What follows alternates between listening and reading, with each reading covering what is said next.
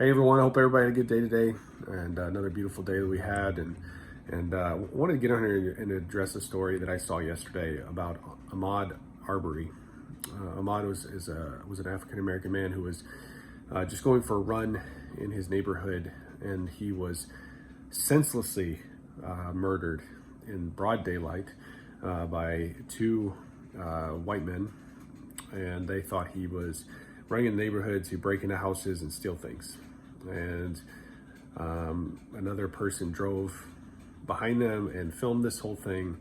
And this happened 2 months ago, either a month or 2 months ago.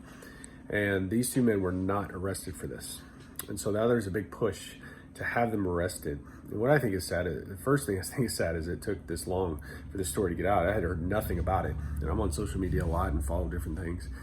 And another thing that's sad is that this is the year 2020 and stuff like this still goes on.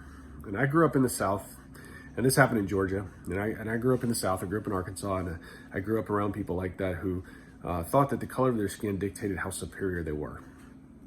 And these were people that went to church and things like that. Not to say that these two guys who did this went to church. I know nothing about them.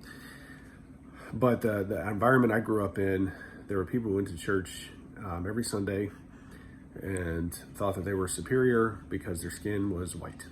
And as I was growing up, I just never got it. I never understood that mentality. And not to say that I'm better than anybody else, but I just never understood the mentality. Just said, why is the color of our skin dictating how superior we are? Because we're all human beings, right? God created us all. And because I remember the song, red and yellow, black and white, we were precious in His sight.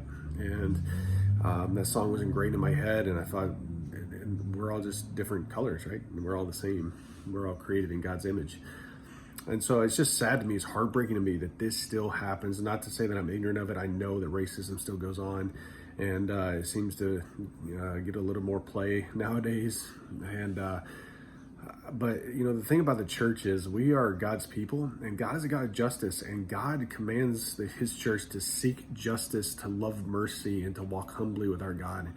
And we are called to do that. That's a command of God that we are to do that. So as the church, we should seek justice. We should seek justice for Ahmaud and his family. We should pray that these men will be arrested and brought to justice and face the punishment for their crimes, face the punishment for their sin, and hopefully through that they will come to know Jesus and find forgiveness in Him and be changed and start seeing people as people, not skin colors.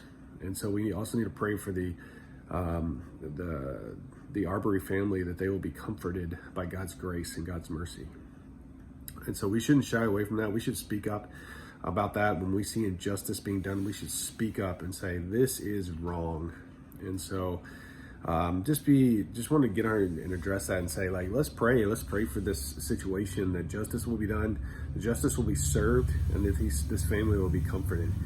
I hope everybody's doing well. And again, we hope to see you soon, and let us know if you need anything. See ya.